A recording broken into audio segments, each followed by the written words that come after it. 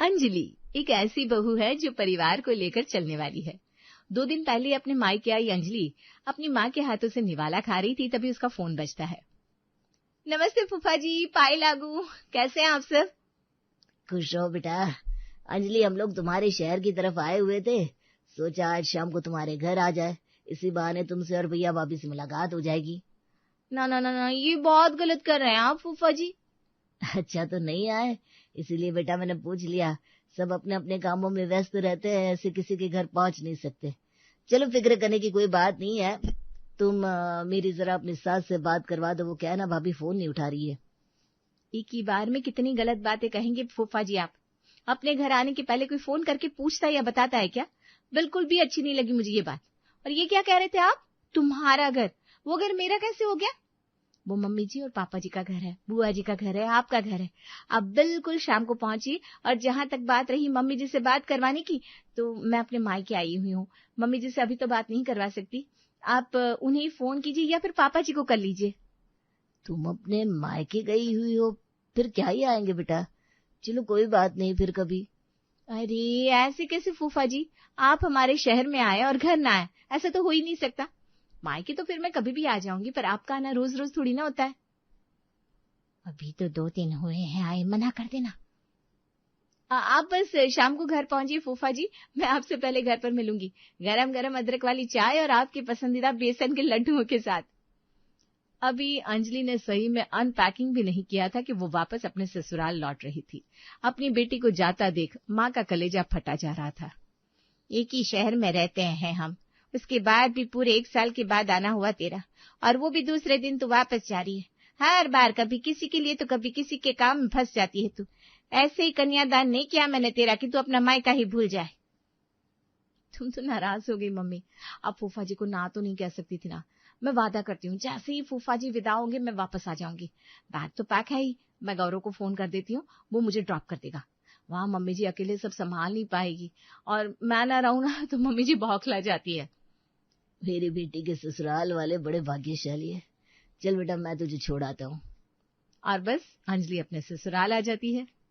कितने दिन बाद तू अपने मायके गई थी बेटा, मैं तो थी ना यहाँ पर, मैं संभाल लेती। क्या जरूरत है तुझे इतनी जल्दी वापस आने की? आप सब नहीं संभाल सकती मम्मी जी, आप भी जानती हैं। अंजलि की ये बात सुनकर लीला उसके सर पर हाथ फेरती है और उसे गले लगा लेती है। अब बता बाबू, क्या तैयारी कराऊं? ननद तो ननद होती है, भले उम्र में छोटी हो। साथ में तेरे फूफा जी ससुर भी आ रहे हैं। मैं जाती हूँ, फटाफट सारी तैयारी कर दूंगी, आप फिक्र मत कीजिए मम्मी जी। वो तुरंत किचन में जाती है और फ्राइड राइस पनीर की सब्जी तैयार करने के बाद बेसन के लड्डू बनाने में लग जाती है। तभी दरवाजे की बेल बजती है और बुआ जी और फूफा जी पहुंच जाते हैं। अरे बहना, कैसी हो? अब तक तो अच्छी नहीं थी, बीपी शुगर सारी तकलीफें हो गई है भैया। हम 5 भाई बहनों में सबसे छोटी हूँ मैं, उसके बाद भी देखो। टेंशन बहुत लेती है ना, जरा आप ही समझाइए भैया इसे। आजकल किसके बच्चे साथ में रहते हैं। मेरे बेटे ने इंजीनियरिंग की, कॉलेज के वक्त से तो बाहर ही रहा था, फिर बाहर नौकरी करने लगा, फिर बीवी को लेकर भी बाहर ही चला गया। अब इसे लगता है कि मुझे बहू का सुख क्यों नहीं मिल रहा, मुझे बेटे का सुख चाहिए, और इसी टेंशन में अपना शरीर गलाती रहती है। तो ये घर क्या आपका नहीं है दीदी? मेरे बेटे बहू क्या आपके बेटे बहू नहीं है? तभी अंजलि सभी के लिए चाय नाश्ता लेकर आती है। अरे वाह बेटा, इतनी जल्दी तुमने बेसन के लड्डू भी बना लिए और समोसे भी। ये तो कुछ भी नहीं है फूफा जी, मैंने तो खाना भी बना लिया है। आप बताइए, पहले नाश्ता खाकर खाना खाएंगे या सीधा खाना लगा दूं? बुआ जी और फूफा जी को घर पर बड़ा अच्छा लगता है और वो दोनों रात को रुकने का तय करते हैं। 2 ही तो कमरे हैं घर में, दूसरे को आपने पूजा रूम बना रखा है। ना मैं अपने भाई को कमरे से बाहर आने को बोल सकती हूँ, ना ही बेटे बहू को। हम दोनों सोफे पर सो जाएंगे, कोई दिक्कत नहीं है। ये आप क्या बोल रही है बुआ जी? मेरे रहते आपको बाहर सोने की कोई जरूरत नहीं है, मैं हूं ना। अरे पर वो कमरा सिर्फ तेरा नहीं है, बहू से भी तो पूछ ले वो क्या चाहती है। अंजलि हाँ ही कहेगी, मुझे पता है ना, मना करने का सवाल ही नहीं होता। बोलो अंजलि, तुम्हें कोई दिक्कत तो नहीं है ना मेरे साथ हॉल में सोने में? कमरे पर पहला हक आपका है बुआ जी, ये ठीक कह रहे हैं आप और फूफा जी जाकर कमरे में सो जाइए। अगली सुबह बुआ जी और फूफा जी वापस लौटने के लिए तैयार थे। अब मैं चलती हूँ भाभी, बहुत अच्छा लगा आपके यहाँ। लगा ही नहीं कि माँ बाबू जी अब नहीं रहे। मेरे लिए तो मेरे माँ बाप आप और भैया ही हैं। आज भी मेरा मायका वैसा ही है। अंजलि और बाकी सभी बुआ जी को सोसाइटी के दरवाजे तक छोड़ने जाते हैं। अंजलि को वापस लौटता देखकर पड़ोसन प्रीति उसे रोकती है। अंजलि, अगर फ्री हो तो एक बात सुन लेना। अभी तो नाश्ता भी नहीं बना, जाकर नाश्ता बनाना है, पर प्रीति को ना भी तो नहीं कह सकती। मम्मी जी, पापा जी, आप घर पहुंचे, मैं 5 मिनट में आती हूँ बस। अपनी आदत से मजबूर अंजलि प्रीति को ना नहीं कह पाती और उसके घर चली जाती है। तुझे ना जरा संभालना पड़ेगा। वो आज ना मैंने अपने दोस्तों के साथ मूवी का प्लान बना लिया। नाश्ते की तैयारी तो मैं कर दूंगी, पर मेरे सास ससुर को दोपहर में गर्मा गर्म खाने की आदत है, तो मैनेज कर देगी ना? बस दोपहर की बात है, शाम तक तो मैं आ जाऊंगी। मैंने तो मम्मी से वादा किया था कि बुआ जी की जाती ही मैं उनके पास चली जाऊंगी, पर प्रीति को ना नहीं कह सकती, उसे बुरा लगेगा। तू फिक्र मत कर प्रीति, मैं हूं ना, खाना तो मुझे बनाना है। चाचा चाची जी मेरे घर आकर खा लेंगे, कोई दिक्कत नहीं है ना? प्रीति खुशी के मारे अंजलि को गले लगा लेती है। मुझे पता था तू कभी ना नहीं करेगी, तो ना बोल ही नहीं सकती। इसी तरह दिन बीत रहे थे। कहते हैं हद से ज्यादा मिठास भी कभी कभी नुकसान कर जाती है। अंजलि का सबको खुश रखने का यही स्वभाव अब धीरे धीरे उसके अपनी ही शादीशुदा जीवन में कड़वाहट घोलने लगा था। एक रात समीर ऑफिस से लौटते ही बेडरूम में चला गया। अंजलि, आंखें बंद करो, तुम्हारे लिए एक सरप्राइज है। क्या है समीर? समीर बॉक्स खोलकर एक बेहद खूबसूरत डिजाइनर साड़ी निकालता है। तुम्हारी पसंदीदा डिजाइनर ड्रेस। पूरे 3 महीने से तुम इस पर दिलहारी बैठी थी ना, इस महीने इंसेंटिव मिला तो सबसे पहले मैंने ये खरीदी। ओह समीर, ये कितनी सुंदर ड्रेस है। थैंक यू सो मच, तुमने मेरे लिए इतनी मेहनत की। I love you. मायके जाने और आने में इतनी मैं बिजी चल रही थी कि मैं तो इस ड्रेस के बारे में बिल्कुल भूल ही गई थी। अंजलि को सरप्राइज देने के बाद समीर कमरे से बाहर आता है। यहाँ समीर बाहर निकलता है और वहां अंजलि की ननद कमरे में आती है। अरे वाह भाभी, कितनी प्यारी ड्रेस है। सच बताओ, कल कॉलेज में मेरा फेयरवेल है और मुझे समझ में नहीं आ रहा था क्या पहनूं। क्या मैं ये कल के लिए ले लूं? प्लीज भाभी, मना मत करना। ज्योति की ये बात सुनकर दरवाजे के बाहर निकला समीर वापस अंदर आ जाता है और अंजलि को ना करने का इशारा करता है। ये मैंने अंजलि के लिए स्पेशली पसंद किया है ज्योति, एक बार तुम्हारी भाभी से पहन ले, उसके बाद तुम इसे पहन लेना। अरे ज्योति दी, इसमें पूछने वाली क्या बात है, आप बिल्कुल इसे पहन सकती हो। आप पर तो ये मुझसे भी ज्यादा अच्छी लगेगी, रख लीजिए इसे। ज्योति के जाते ही समीर का चेहरा उतर जाता है। उसके चेहरे पर गुस्सा और निराशा साफ दिख रही थी। क्यों अंजलि, क्यों किया तुमने ऐसा? क्या हुआ समीर? ज्योति अपनी ही तो बहन है, वो खुश हो गई थी, इसमें बुरा क्या है? बात ज्योति की नहीं है अंजलि, बात तुम्हारी इस हाँ की बीमारी की है। तुम्हें पता है मैं कितने दिन से ये तुम्हारे लिए गिफ्ट लाया था। लोगों को खुश रखने में शायद तुम ये भी भूल गई कि आज हमारी रो का एनिवर्सरी है। समीर बिना खाना खाए सो जाता है। 1 हफ्ते तक दोनों के बीच ना के बराबर बातचीत हो रही थी। क्या बात हो गई, आजकल तो बड़ा उखड़ा उखड़ा सा रहता है, बहू की बात का सीधा जवाब ही नहीं देता। हाँ, वो थोड़ी कहा सुनी हो गई थी, उसके बाद से मेरा मूड ऑफ है। तेरा मूड ऑफ है? लो जी सुन लो, जो तेरे पेट का ख्याल रखती है, तेरे माँ बाप का ध्यान रखती है, तेरी हर छोटी बड़ी जरूरत को संभालती है, मूड ऑफ तो उसका होना चाहिए। देखा जाए तो नाराज होने का हक सिर्फ तेरी बीवी को है, तुझे नहीं। अरे खुद को किस्मत वाला समझ। यहाँ हमारे रिश्तेदार होते हैं कि उनकी बहू उन्हें पूछती नहीं, और एक तू है कि। समीर को एहसास होता है कि वो अंजलि के साथ कुछ ज्यादा ही सख्ती बरत रहा है और सब कुछ ठीक करने के लिए वो मूवी टिकट्स बुक करता है। उस दिन जो कुछ भी हुआ, मुझे तुमसे वैसे बात नहीं करनी चाहिए थी। I am so sorry Anjali. अच्छा, ऑफिस से निकलती मैं तुम्हें कॉल कर दूंगा, तुम तैयार हो जाना, फिर हम दोनों मूवी चलेंगे। 2 टिकट्स ले लिए मैंने, बस आधे घंटे का काम बाकी है मेरा। यहाँ सब रैप अप करके जल्दी से निकलता हूँ। ओह माय गॉड, सच में समीर? आजकल तो रिफिलिंग ऑप्शन भी चल रहा है पॉपकॉर्न टब में, बड़ा मजा आएगा। मुझे ना थिएटर के अंदर के समोसे बड़े पसंद है। तभी बेल की आवाज आती है। अपने पति से फोन पर बात करते हुए अंजलि दरवाजा खोलती है। अंजलि बेटा, मुझे जरा डॉक्टर के पास जाना था, क्या तुम मेरे साथ चलेगी? कितने बजे जाना है आंटी? यही कोई 7-8 बजे। ठीक है आंटी जी, मैं चलूंगी। समीर फोन पर ही था, वो सारी बात सुन लेता है और गुस्से में फोन रख देता है। एक सुबह, आज कोई कुछ भी कहे, कहीं कोई प्लान बनाने की जरूरत नहीं है बहू, शाम 4 बजे निकलना है हमें। सुबह से 10 बार बता चुकी है आप ये बात बहू को।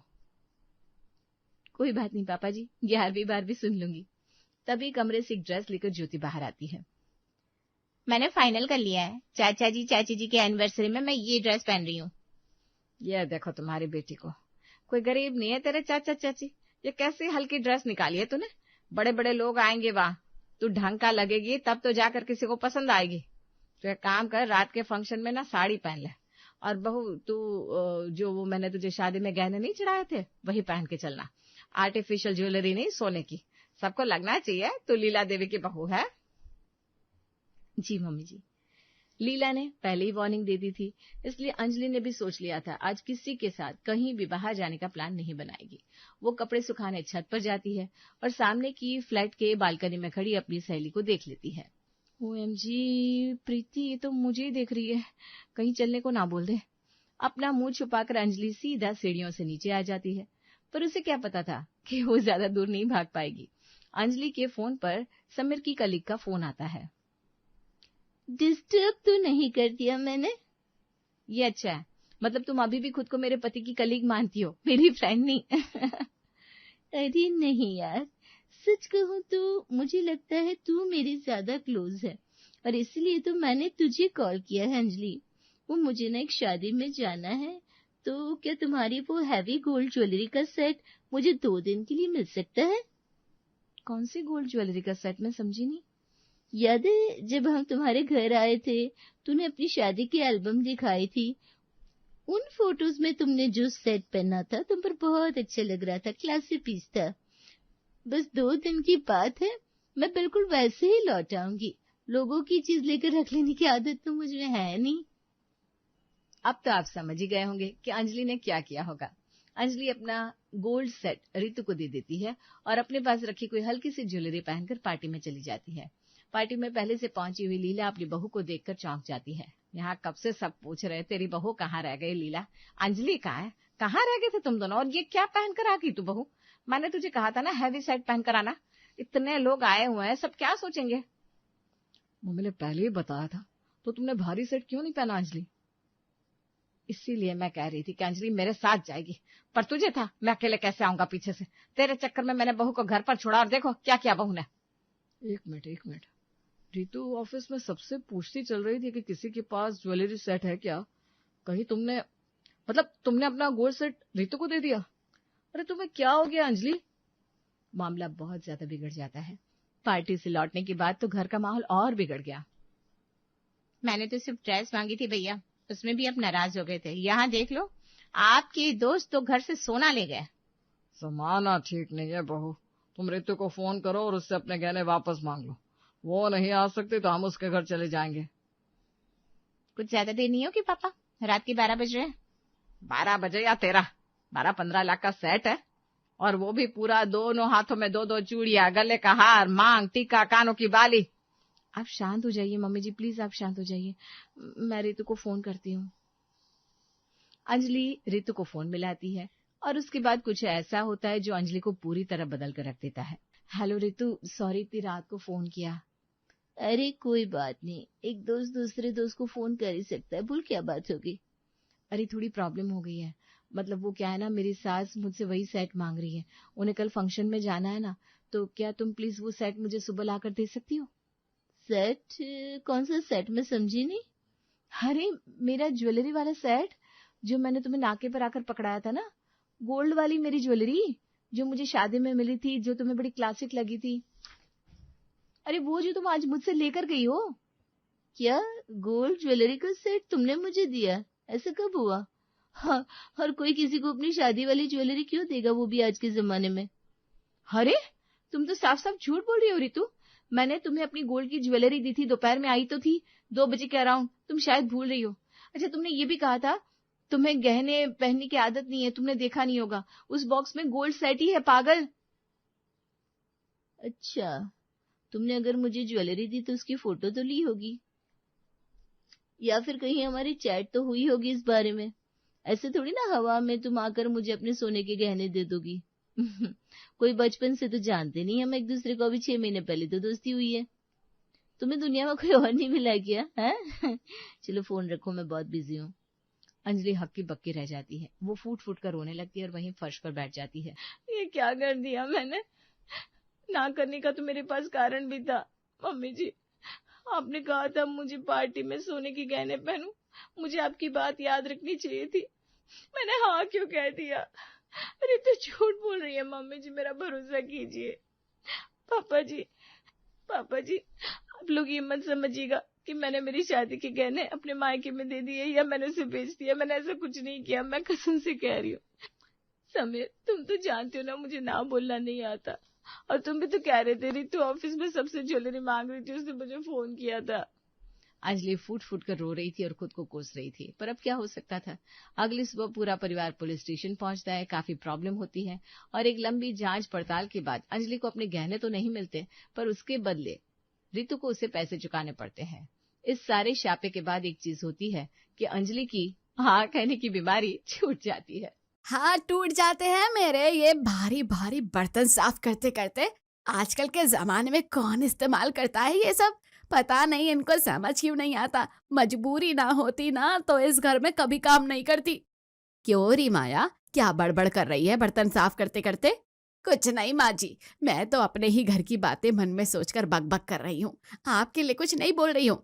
हाँ है ना, पता है सब। चल चल काम कर, अभी कपड़े भी सुखाने हैं। ए भगवान, वो तो मैं भूल ही गई, अभी इनकी वो पीतल की भारी सी बाल्टी उठाकर 3 मंजिला ऊपर भी जाना है। रीना अभी भी पुराने ख्यालात की ही थी, समय के साथ बदलने को तैयार ही नहीं थी। आज तुम्हें पड़ोस में नामकरण में जाना है ना? हाँ जाऊंगी, एक बार फोन तो आए। एक बार फोन? कितनी बार तो फोन आ चुके हैं, तारीख भी बता चुके हैं। और कितना करता है कोई? अब जब फंक्शन आज है तो कम से कम एक बार आज भी तो बुलावा भेजना चाहिए ना, बिल्कुल ही पड़ोस में है हम तो। हाँ वही कह रहा हूँ, पड़ोस का ही तो मामला है तो तुम्हें घर जैसा ही तो समझते हैं वो लोग, इतना क्या सोचना। ऐसे थोड़ी होता है, एक कायदा होता है कोई चीज करने का, कम से कम आज तो बोलना चाहिए ना आने के लिए। नहीं आएगा फोन तो मैं नहीं जाऊंगी। भाई हद करती हो, चलो ठीक है, जैसा तुम सोचो वैसा सही। थोड़ी देर में जब पड़ोसन का फोन वापस आता है, रीना तभी जाती है। शाम तक वो वापस आती है तो देखती है कि रसोई की लाइट नहीं जली हुई थी। अरे मैं नहीं थी तो किसी ने लाइट तक नहीं जलाई, हद हो गई है घर में। मैं बस अभी आकर बैठा हूँ माँ, अभी तो 6 बजे है, अभी तो उजाला ही है, अभी क्या करना है लाइट जलाकर। मुझे मेरा घर अपने हिसाब से चलाना पसंद है, कुछ कायदा होता है घर का। तुम बहस मत किया करो मुझसे, मैं कर लूंगी खुद का काम अपने हिसाब से। वो किचन में अपना काम करने चली जाती है। अगर ये ऐसे ही रही ना तो जो घर में बहुएं आएंगी ना तो उसे तो काफी दिक्कत होने वाली है, देखेंगे तब की तब। अभी इस उम्र में ये बदलने वाली तो है नहीं, उसी को एडजस्ट करना पड़ेगा। कोई जाने पहचाने लोग मिल जाए ना तो अच्छा होगा, मतलब मम्मी के साथ एडजस्ट करना हर किसी के बस की बात नहीं है। मेहता जी भी देख रहे हैं लड़का अपनी बेटी के लिए, तूने उनकी बेटी देखी है? मेरा मतलब है थोड़ा पता है उसके बारे में, कैसे हैं, काम किस ऑफिस में करती है, स्वभाव कैसा है। नहीं ये सब तो नहीं पता मुझे, बस थोड़ा बहुत याद है जब हम पड़ोसी हुआ करते थे तब तो घरेलू सी थी, अब पता नहीं। चल बात तो छेड़ता हूँ, क्या पता बात बन जाए, शादी तो करनी ही है। अरे भाई साहब ये तो बहुत ही बढ़िया हो जाएगा, और जानते भी हैं दोनों बचपन से एक दूसरे को। हाँ पर अब अरसा हो गया है ना, अब पता नहीं एक बार मिल तो लेते तो। क्या मिलना शिलना, शिल्पा बोलेगी तो एक बार मिल लेंगे दोनों। तो कहीं काम करती है या फिर घर पर ही है? भाई बिल्कुल घरेलू है, मतलब सभी कुछ आता है और अच्छे से आता है और मन से करती है। बस मैं यही सोच रहा था, तुम पुराने जानकार हो, तुम्हें पता है रीना थोड़े पुराने ख्यालों की है, अपने हिसाब से काम करती है तो शिल्पा एडजस्ट कर लेगी, सब कर लेगी। और वक्त के साथ इंसान बदलता भी तो है। आप तो शादी की तैयारियां चालू कीजिए। दोनों की शादी तय हो जाती है। रमन और ब्रिजेश को जितना पता था रीना उससे ज्यादा अलग थी। भाई साहब शादी तो सही हो गई है, अब बस शिल्पा हमारी हुई। जी जी बिल्कुल आप ही की है, बस अब 1 दिन 2 दिन में आता हूँ, वो भी पग फेरे की रस्म के लिए। अरे नहीं नहीं अभी थोड़ी, 1-2 दिन में तो बृहस्पतिवार आ जाएगा, उस दिन नहीं होता, मैं फोन करवा दूंगी शिल्पा से, तब आइएगा। मेहता जी को ये सुनकर काफी अजीब लगा, क्योंकि आजकल ये सब कोई नहीं मानता है, पर वो हाँ करके चले जाते हैं। उधर शिल्पा की आंखों में आंसू आ जाते हैं। ये सब तो देखना पड़ता है शिल्पा, इसमें रोने की क्या बात है, जाने की मनाही थोड़ी है। अगली सुबह जब शिल्पा रसोई में जाती है तो पुराने और भारी भारी बर्तन देखकर उसे अजीब तो लगता है। अरे ये रोज वाले बर्तन नहीं होंगे, ये कौन इस्तेमाल करता है आजकल? मम्मी जी से पूछती हूँ, कहाँ है रोज वाले बर्तन? यही है रोज वाले, इन्हीं में बनता है खाना और खाया भी इन्हीं में जाता है। अच्छा ठीक है, फिर मैं इन्हीं में खाना बना देती हूँ। वो एक कढ़ाई निकालती है, पर वो इतनी भारी होती है कि वो उससे संभलती ही नहीं है और कढ़ाई धड़ाम से नीचे गिर जाती है। अरे ये क्या कर रही हो, रुको मैं कर देती हूँ, मैं तो रोज इन्हीं में बनाती हूँ, मुझसे तो आज तक नहीं छूटी है। पर माँ जी, हम इतने भारी बर्तनों में खाना क्यों बनाते हैं? आजकल तो बहुत बढ़िया चीजें आती है मार्केट में। तुमने आते ही अपनी चलानी शुरू कर दी। सास तुम हो या मैं, मेरा घर है, मेरे हिसाब से ही चलना पड़ेगा। जी माँ जी। शिल्पा उन्हीं में खाना बनाने लगती है। उसके हाथ दुख जाते हैं पर वो कुछ नहीं कर पाती। दोपहर में जब माया काम करने आती है तो शिल्पा से बोलती है, ए बीवी जी, अब आप ही समझाइए ना इन्हें कि दूसरे बर्तन निकाल ले। मैं इनका काम करते करते इतना थक जाती हूँ कि दूसरे घरों में काम करने की ताकत ही नहीं रहती। एक काम छूट गया है मेरा। अब मैं कैसे समझाऊं? वो तो मेरी भी नहीं सुनती है बिल्कुल। मैं सारा दिन इतने भारी बर्तनों में खाना बना बना कर थक जाती हूँ, पर वो सुनती नहीं है। चलो मैं जाती हूँ, शाम को मेरी दोस्त आ रही है एक। शाम को शिल्पा से मिलने मीता आती है। कितना टाइम हो गया है मिले हुए, कैसी है तू? और बता क्या खिला रही है आज? मैं भी तो देखूं क्या क्या काम करना आ गया है तुझे। पहले पानी तो पी ले। शिल्पा उसके लिए बड़े से पीतल के ग्लास में पानी लाती है। कोई स्पेशल ट्रीटमेंट मिल रहा है क्या मुझे? म्यूजियम से लाई है क्या ग्लास सिर्फ मेरे लिए? ये सब कहकर वो जोर जोर से हंसने लगती है। शिल्पा को बहुत बुरा लगता है। एक दिन दोनों सास बहू गार्डन में बैठे थे, तभी एक फेरी वाला 6 प्लेट्स का सेट और पुराने बर्तन के बदले नए बर्तन लेने की आवाज लगा रहा होता है। माँ जी ये ले ले, आजकल इतने पुराने बर्तन कोई नहीं इस्तेमाल करता जितने हम करते हैं। अरे अरे कैसी बातें कर रही हो, ये बर्तन मेरी माँ ने मुझे दिए हैं दहेज में, कुछ मेरी सास ने भी दिए थे, ये सब उनकी निशानियां हैं। पर माँ जी, वो माया भी तो बोल रही थी कि माया को तो मैं देख लूंगी, उससे तो मैं बात करूंगी, तू ज्यादा बात मत किया कर उससे, और उसके हिसाब से घर चलेगा क्या? सास मैं हूं तू नहीं। शिल्पा कुछ नहीं कहती, बस अंदर चली जाती है। माँ, आज ऑफिस के कुछ दोस्त आएंगे खाने पर, सब अच्छे से हो जाएगा ना? हाँ हाँ हो जाएगा। क्यों शिल्पा, आता है ना अच्छा सा खाना बनाना? हाँ माँ जी आता है। रात तक रमन के दोस्त आते हैं। शिल्पा एक अच्छे से डिनर सेट में उनका खाना लगाती है। अरे वाह भाभी, ये डिनर सेट तो बहुत ही अच्छा है। यही तो बात होती है, रमन खाना भी तभी स्वादिष्ट लगता है जब अच्छे अच्छे से सजाया जाए, उसका स्वाद ही बढ़ जाता है। रमन के दोस्त शिल्पा की तारीफ किए जा रहे थे और उधर रीना का गुस्सा 7वें आसमान पर था। ये कब ले लिया इसने? तभी मैं सोचूं इतनी कढ़ाइयों में से वो भी एक बहुत ही पुरानी वाली मिल क्यों नहीं रही? लगता है इसने किसी दिन उस फेरी वाले को बेच कर ना ले लियो। हाँ पर एक बात तो है, सुंदर तो लग रहा है ये। कितना अच्छा रंग, कितनी अच्छी डिजाइन।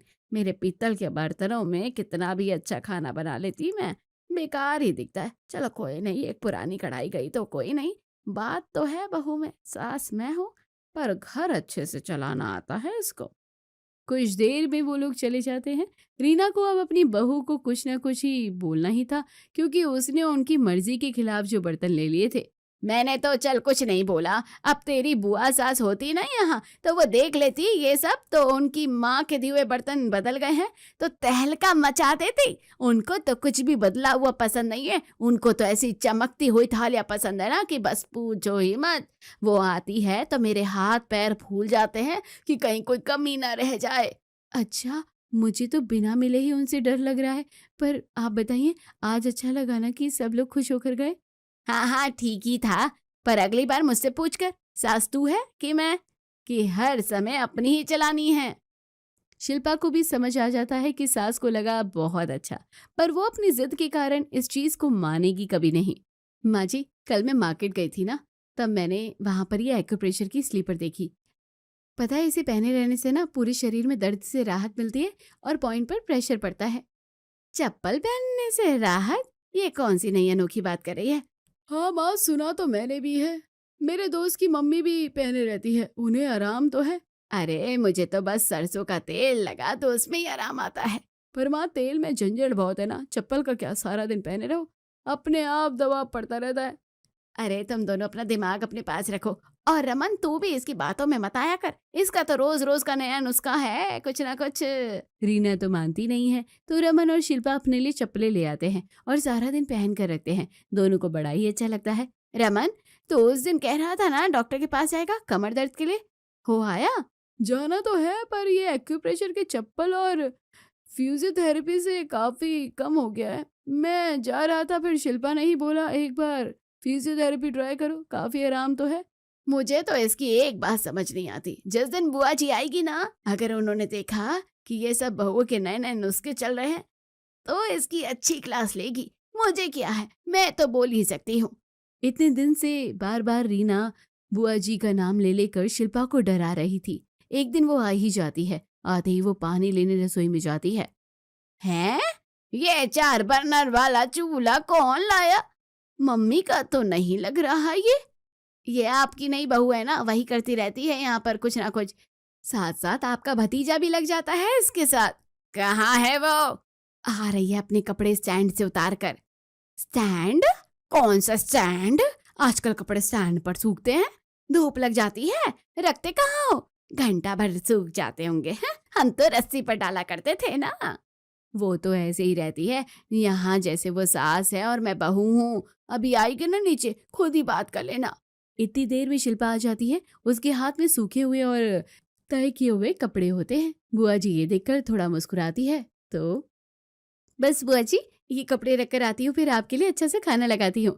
खाना क्या बना रखा था मेरे लिए पहले ही? क्या पता था मैं आने वाली हूँ? नहीं बुआ जी, बस अभी बन जाएगा। आप बस 10 मिनट बातें कीजिए मम्मी जी से। और सच में शिल्पा 10 मिनट से पहले ही सब्जियां बना लेती है। आइए गर्मा गर्म रोटियां खिला देती हूँ। इतनी जल्दी कैसे बन गया? पुराना तो नहीं खिला रही? सोचा होगा बुढ़िया को क्या ही पता चलेगा। हाँ, अभी का है या पहले का? खिला देती हूँ कुछ भी। नहीं बुआ जी, आप मम्मी जी से पूछ लीजिए, अभी बनाया है सब। आप जब रसोई में गई थी ना, 4 बर्नर वाली गैस सेकी थी ना, बस उसी पर बन गया। अच्छा, ऐसा है क्या? तो फिर ये सही है बदला। चल रोटियां बना ले, मैं आती हूँ। शिल्पा जल्दी से बुआ जी को खाना खिला देती है और फिर मीठा भी बना देती है। बुआ जी खुश हो जाती है। वैसे है तो सही चीज, काम जल्दी भी हो रहा है एक के बाद एक। चलो नई बहू आई तो अपन को भी समझ आया कि बदलाव करते रहना चाहिए। और जो नई सी फूलों वाली प्लेट थी ना, उसमें तो खाना खाकर मजा ही आ गया। वो पीतल के बर्तनों में खाना कभी इतना सुंदर लगा ही नहीं जितना आज लगा। ये सब सुनकर रीना जैसे अंदर ही अंदर तमतमा रही थी। मुझे कभी कुछ करने नहीं दिया। ये माँ का है, वो माँ का है, इसे मत हटाओ, उसे मत हटाओ।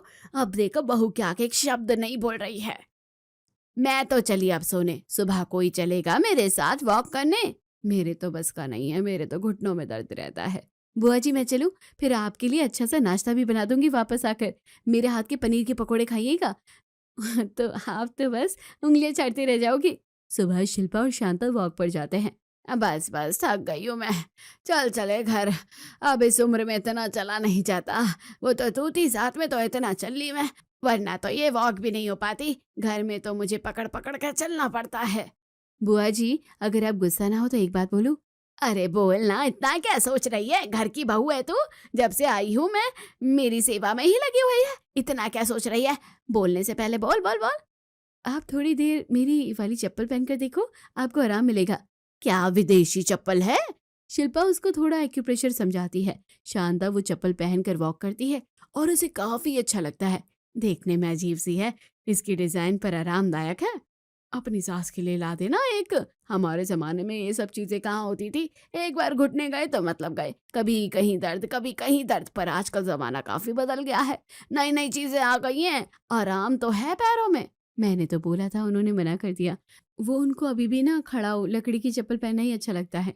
छोड़ उसे, पता नहीं किस समय की दुनिया में वो जी रही है। सच बताऊं, मुझे भी उसके पीतल के बर्तन अच्छे नहीं लगते थे, पर क्या करे, उसमें से ज्यादातर उसकी माँ ने ही उसको दिए थे ना, तो मैं बोल भी नहीं सकती थी।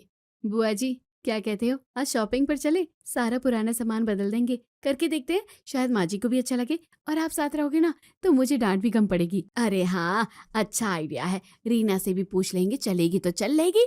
आप पूछ लेना उनसे, मेरी तो वो सुनती नहीं है। घर जाकर सब शॉपिंग का प्लान बनाते हैं, पर रीना नहीं जाती, शिल्पा और शांता ही जाते हैं। इतना नया सामान आ गया है मार्केट में जिससे काम मिनटों में हो जाता है, मुझे तो पता ही नहीं था। तभी तो मैं कहती हूँ आप लोगों से, हमारे पास काफी पुरानी चीजें हैं, काफी टाइम लगता है कोई भी काम खत्म करने में। अब आप ही ये देख लीजिए, ये वाली सिलाई मशीन, इससे कितनी जल्दी काम हो जाएगा। और आप इसमें डिजाइन भी डाल सकते हैं, अपने दोनों हाथ फ्री रहते हैं। ये तो मैं ही ले जाऊंगी, आराम से पलंग पर बैठकर काम क्या करूंगी, अब घुटने नहीं चलते इतने। वो दोनों काफी सारा नया सामान लेकर घर आती है। शिल्पा आते ही चीजें बदलने लगती है। सबसे पहले वो किचन में पुराना ओवन हटाकर नए तरीके का रख देती है और इसमें पॉपकॉर्न बनाने रख देती है। मुझसे बिना पूछे ये जो कर रही हो, सास तू है कि मैं? और इससे पहले कि वो कुछ और कह पाती, शांता किचन में गर्मा गर्म पॉपकॉर्न चबाते हुए आती है।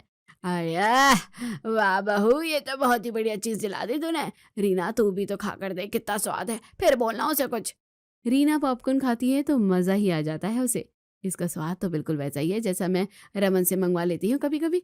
हाँ तो बस अब से घर पर ही बोल देना, बहू बना देगी, सफाई से बन भी गया। वो लोग पता नहीं कैसा बनाते होंगे। हाँ ठीक है, कभी कभी के लिए। रीना को सब अच्छा लग रहा होता है, पर वो अपनी जिद के चक्कर में किसी भी चीज में हाँ नहीं बोल पा रही थी। और ये देखकर शिल्पा और शांता दोनों इशारों में बातें कर रहे थे।